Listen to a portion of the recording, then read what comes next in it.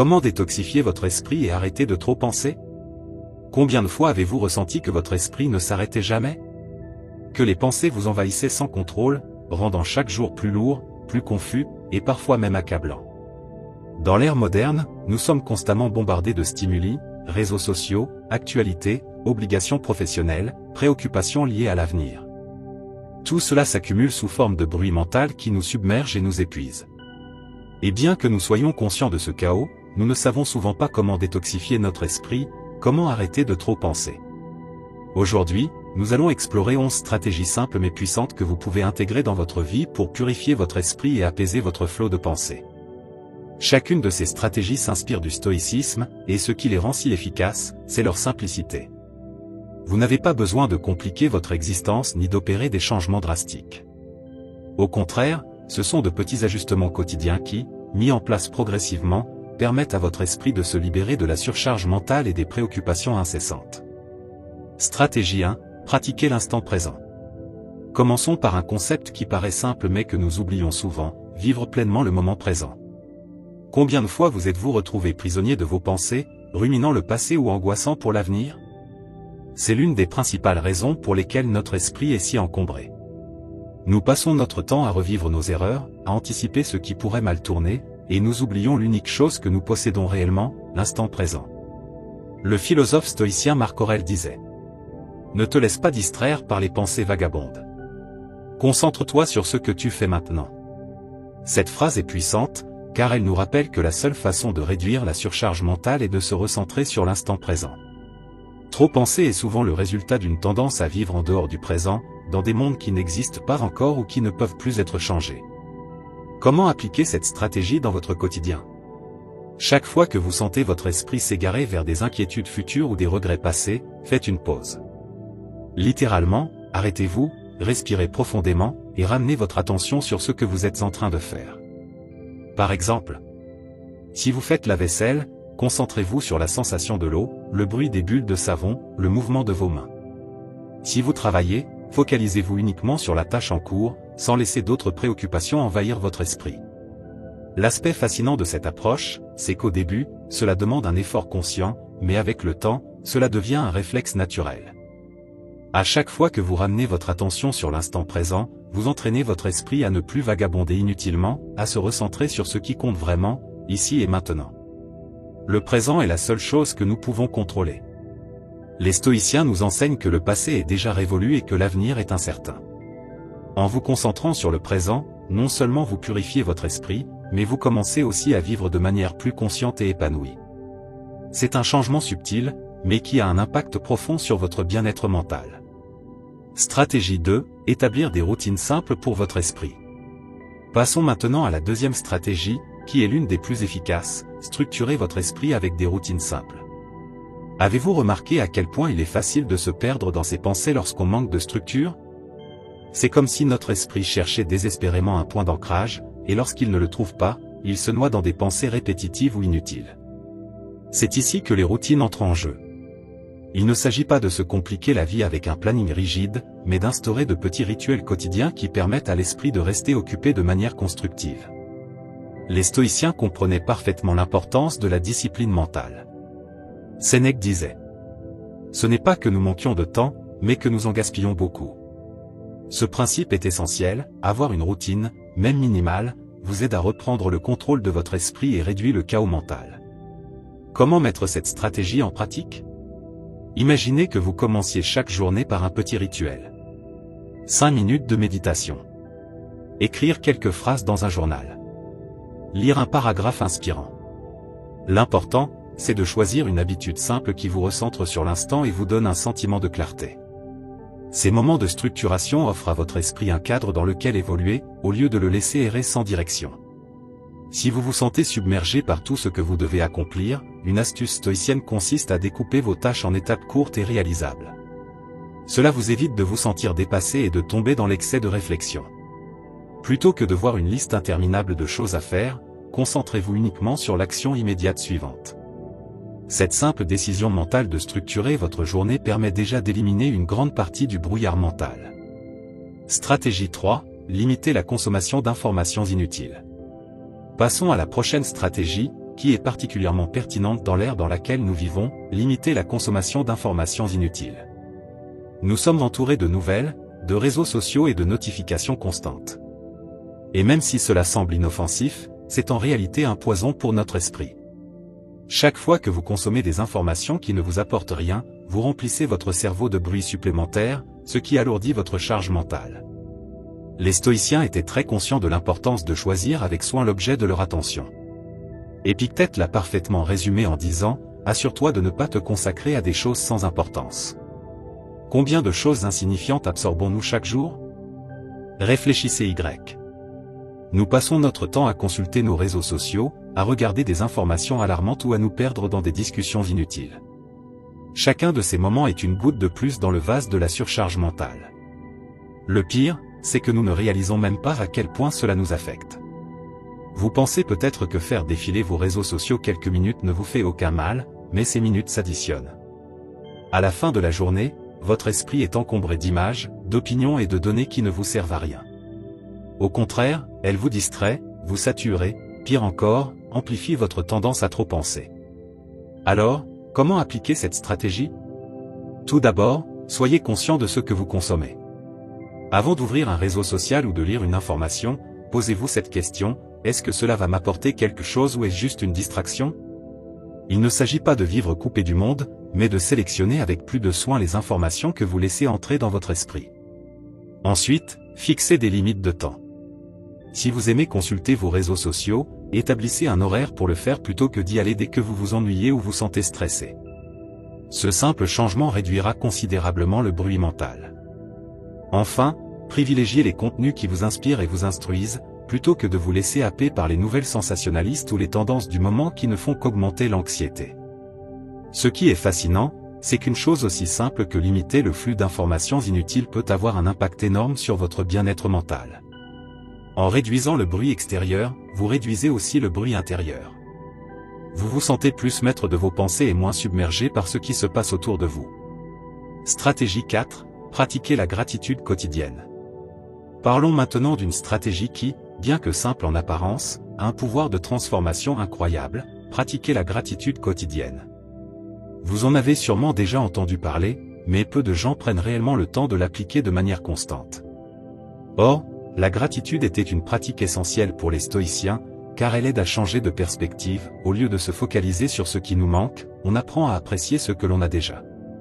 Lorsque nous sommes envahis par nos pensées, une grande partie de cette surcharge mentale provient de l'insatisfaction, du désir incessant de plus, de cette impression que rien n'est jamais suffisant. Sénèque disait, « Celui qui reçoit un bienfait avec gratitude paie déjà une partie de sa dette ».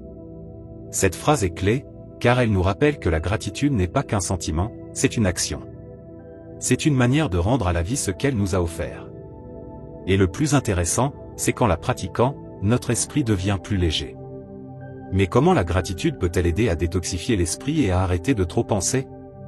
C'est simple, en vous concentrant sur ce que vous avez déjà, sur ce qui est déjà bien dans votre vie, vous évitez de laisser place aux préoccupations et aux pensées récurrentes sur ce qui vous manque. C'est comme offrir à votre esprit une pause de toute la négativité et l'entraîner à voir le bon côté des choses, même dans les moments difficiles. Alors, comment intégrer cette pratique dans votre quotidien? Pas besoin de grands rituels. Chaque soir, prenez simplement un instant pour réfléchir à 3 choses pour lesquelles vous êtes reconnaissant. Cela peut être quelque chose de simple, comme avoir apprécié un bon repas, avoir eu une conversation enrichissante, ou quelque chose de plus profond, comme votre santé ou la présence d'une personne précieuse dans votre vie. Le plus important, c'est de prendre ce moment consciemment. Non seulement vous devez y penser, mais vous devez aussi le ressentir pleinement. Cet exercice agit comme un réajustement mental qui réduit l'anxiété et le stress. Avec le temps, la gratitude devient une habitude. Votre esprit cesse de se noyer dans les préoccupations et commence à se remplir d'appréciation et de sérénité. C'est incroyable de voir à quel point dire merci pour ce que l'on a peut avoir un impact profond sur notre bien-être mental.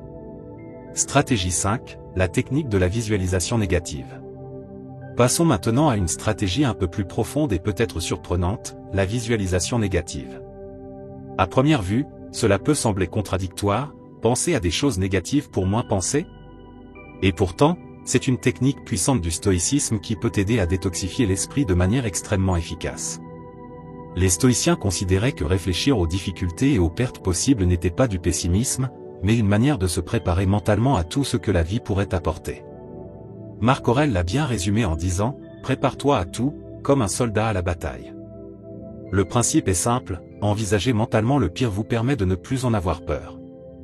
Souvent, nos pensées excessives viennent de l'inquiétude constante sur ce qui pourrait mal tourner. Et si je perds mon travail? Et si cette relation prend fin? Et si les choses ne se passent pas comme prévu? Ces incertitudes nous remplissent d'anxiété. Mais selon les stoïciens, si nous prenons le temps de visualiser ces scénarios consciemment, nous leur retirons leur pouvoir. Par exemple, si vous avez peur de perdre votre emploi ou de voir une relation importante se terminer, ne fuyez pas ces pensées. Au contraire, imaginez que cela se produit réellement. Demandez-vous, que ferais-je? Comment réagirais-je? Comment pourrais-je surmonter cela? En vous exposant mentalement à ces situations, vous réalisez que même si ce n'est pas l'idéal, vous pourriez y faire face. Et une fois que vous avez affronté ces peurs dans votre esprit, elles cessent de vous hanter inconsciemment. La visualisation négative n'a pas pour but de vous plonger dans la tristesse, mais de vous fortifier mentalement. Elle vous prépare à mieux gérer les épreuves et, paradoxalement, vous libère de l'anxiété liée à l'inconnu. Stratégie ci, développer un état d'esprit axé sur le service. Passons maintenant à une stratégie qui adopte une approche plus tournée vers l'extérieur, mais qui a un impact direct sur votre esprit, développer un état d'esprit axé sur le service. Parfois, nous sommes tellement absorbés par nos propres problèmes, nos objectifs et nos préoccupations que nous en oublions de regarder autour de nous, vers les besoins des autres. Ce qui est intéressant, c'est que lorsque nous commençons à nous concentrer sur la manière dont nous pouvons aider les autres, ce bruit mental qui nous tourmente habituellement diminue considérablement. Les stoïciens croyaient profondément en l'idée de vivre pour le bien commun. Marc Aurèle disait, « Celui qui vit en harmonie avec lui-même vit en harmonie avec l'univers ». Et vivre en harmonie signifie reconnaître que nous ne sommes pas seuls dans ce monde, que nos actions ont un impact sur les autres et que, en contribuant positivement à la vie des autres, notre propre esprit trouve également la paix. Comment cela fonctionne-t-il en pratique? Lorsque vous traversez des journées où vos pensées vous submergent ou que vous vous sentez enfermé dans vos propres problèmes, prenez du recul et posez-vous la question, comment puis-je aider quelqu'un aujourd'hui? Ce simple changement de perspective agit comme une véritable libération mentale. En pensant au bien-être des autres, vous cessez de vous obséder par vos propres préoccupations, et vous réalisez que bien souvent, ces préoccupations deviennent relatives. Il ne s'agit pas nécessairement de grands gestes. Cela peut être aussi simple qu'un conseil à un ami, un service rendu à un collègue ou du temps consacré à une cause qui vous tient à cœur. En développant cet état d'esprit axé sur le service, vous entraînez votre esprit à se concentrer sur l'impact positif que vous pouvez avoir sur le monde, plutôt que de rester prisonnier d'un cycle de pensée répétitive sur vos propres problèmes. Un autre élément essentiel réside dans le fait qu'aider les autres donne à votre esprit un sens plus profond. Parfois, nous pensons trop parce que nous ressentons un vide ou une insatisfaction. Mais lorsque vous réalisez que vous pouvez faire une différence dans la vie de quelqu'un d'autre, vous commencez à vous sentir plus connecté, plus utile, et cela a un impact direct sur votre tranquillité d'esprit. Ainsi, la prochaine fois que vous vous sentirez submergé par vos pensées, essayez de sortir de vous-même.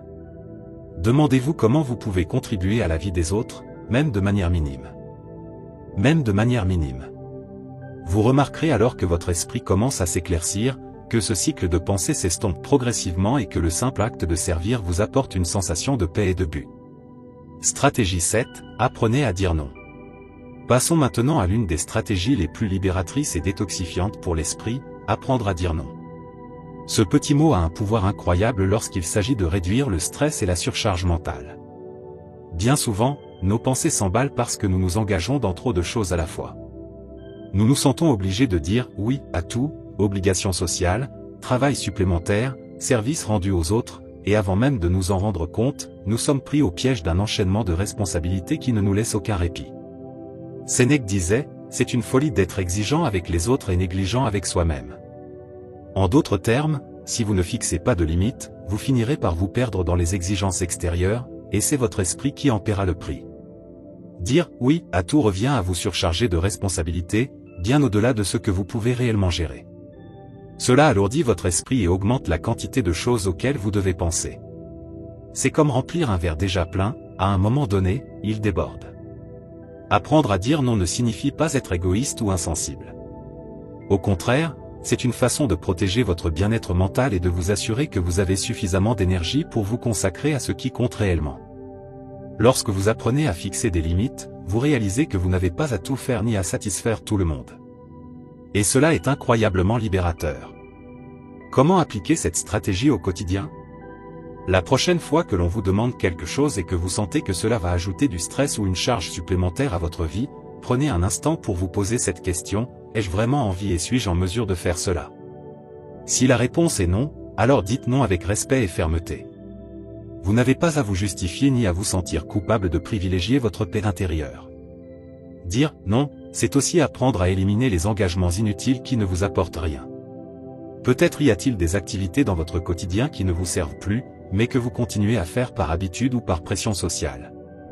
En apprenant à laisser aller ces activités, vous créez plus d'espace mental, plus de temps pour vous concentrer sur ce qui compte réellement, et moins de bruit dans votre tête.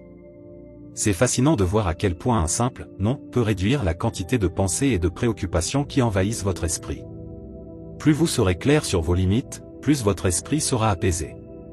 Vous vous sentirez moins surchargé et davantage en contrôle de votre vie. Stratégie 8, arrête de chercher l'approbation des autres. Passons maintenant à une stratégie qui peut véritablement transformer ta façon de penser et de vivre: arrêtez de chercher l'approbation des autres. Je sais, cela semble difficile, surtout à une époque où tout le monde recherche une validation extérieure, que ce soit sur les réseaux sociaux, auprès des collègues ou des amis. Mais la vérité, c'est que l'une des plus grandes sources de bruit mental vient de cette constante nécessité d'être accepté et de plaire aux autres. Épictète l'a dit très clairement. Si tu veux progresser, prépare-toi à être considéré comme insensé et même à être méprisé. Que signifie cette citation? Cela veut dire qu'atteindre une sérénité d'esprit implique d'abandonner ce besoin d'être validé par tous.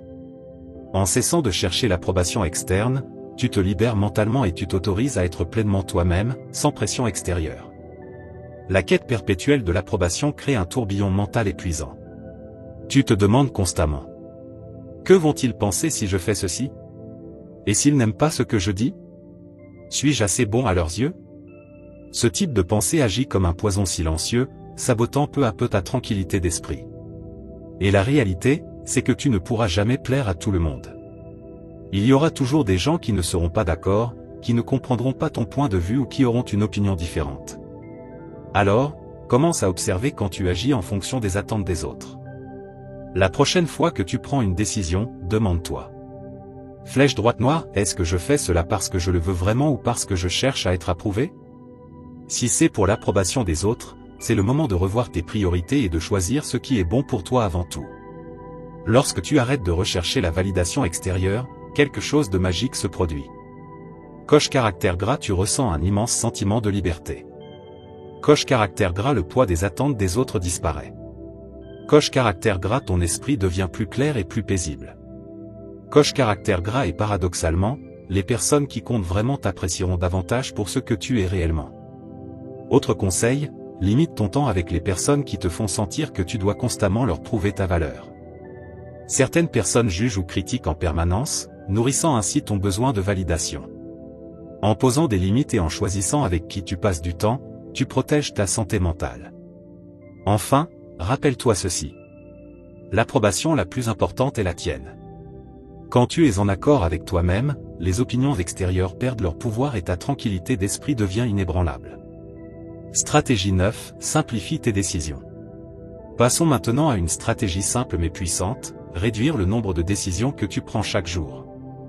As-tu déjà remarqué combien d'énergie mentale tu gaspilles à décider? Quelle tenue vais-je porter? Que vais-je manger ce midi? Dois-je accepter cette opportunité ou attendre? Toutes ces décisions, grandes ou petites, s'accumulent et finissent par épuiser ton esprit. Les stoïciens avaient un énorme avantage: ils vivaient une vie simple et structurée. Marc Aurèle disait: choisis de ne pas être perturbé par ce qui n'est pas essentiel.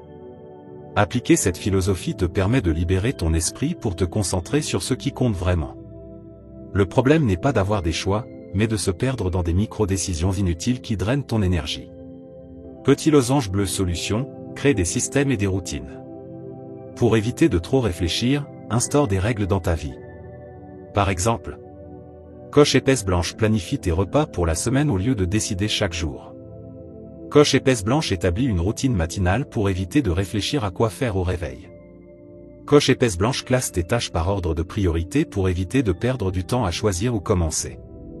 Beaucoup de personnalités influentes appliquent ce principe. Steve Jobs, par exemple, portait toujours la même tenue pour économiser son énergie mentale. Pas besoin d'aller à cet extrême, mais simplifier tes choix quotidiens t'aidera à réduire la surcharge mentale. Petit losange bleu élimine les options inutiles. Avoir trop de choix peut être paralysant. Simplifie autant que possible. Coche épaisse blanche au lieu de comparer 10 options, réduis ton choix à 2 ou 3 alternatives. Coche épaisse blanche ne gaspille pas ton énergie sur des détails insignifiants. Le but n'est pas d'éviter les grandes décisions, mais d'éliminer l'encombrement mental causé par les choix mineurs. Résultat, ton esprit sera plus clair, plus calme et tu pourras consacrer ton énergie aux choses qui ont vraiment de l'importance. Stratégie 10, pratique le détachement émotionnel. Nous arrivons à l'une des stratégies les plus puissantes du stoïcisme, le détachement émotionnel. Attention, cela ne signifie pas devenir froid ou insensible, mais apprendre à ne pas laisser tes émotions te contrôler. Beaucoup de nos pensées excessives viennent du fait que nous sommes trop attachés émotionnellement à des situations ou à des personnes. Nous nous inquiétons de ce qui pourrait arriver, nous ruminons sur le passé et nous nous laissons submerger par nos émotions. Épictète nous rappelle une chose essentielle. Ne te laisse pas affecter par les choses extérieures, mais par la manière dont tu les perçois. Cette citation est une clé précieuse, tu ne peux pas toujours contrôler ce qui t'arrive, mais tu peux contrôler ta réaction. Le détachement émotionnel, ce n'est pas l'indifférence, c'est prendre du recul pour mieux gérer tes émotions. Quand tu es trop attaché à une situation, tu tombes facilement dans un cercle vicieux de pensées négatives. Alors, la prochaine fois que tu ressens de l'anxiété, de la frustration ou de la colère, fais une pause et demande-toi. Flèche droite noire, cette émotion m'aide-t-elle vraiment ou me perturbe-t-elle inutilement? En prenant du recul, tu verras les choses avec plus de clarté. Ce n'est pas ignorer tes émotions, mais éviter qu'elles prennent le contrôle de ton esprit. Petit losange bleu exercice simple pour développer le détachement émotionnel. Respire profondément et observe ton émotion sans réagir immédiatement. Prends conscience que cette émotion passera, comme un nuage dans le ciel. Pose-toi la question, est-ce que cette réaction m'aide ou me fait du mal? Quand tu maîtrises tes émotions, elles ne dominent plus ton esprit. Tu deviens plus calme, plus équilibré et beaucoup moins enclin à la suranalyse. En appliquant ces stratégies, tu verras une amélioration radicale dans ta façon de penser et de vivre. Moins de bruit mental, plus de clarté, et une véritable paix intérieure. Si tu es arrivé jusqu'ici, je t'invite à t'abonner, à activer les notifications et à laisser un commentaire pour que YouTube reconnaisse que ce contenu est utile aux personnes comme toi. Cela nous motive à continuer à créer des vidéos de ce type à l'avenir. Je t'encourage aussi à jeter un œil aux 2 dernières vidéos que nous te recommandons. Je te remercie sincèrement pour ton temps et ton soutien. On se retrouve très bientôt pour une nouvelle aventure. À très vite.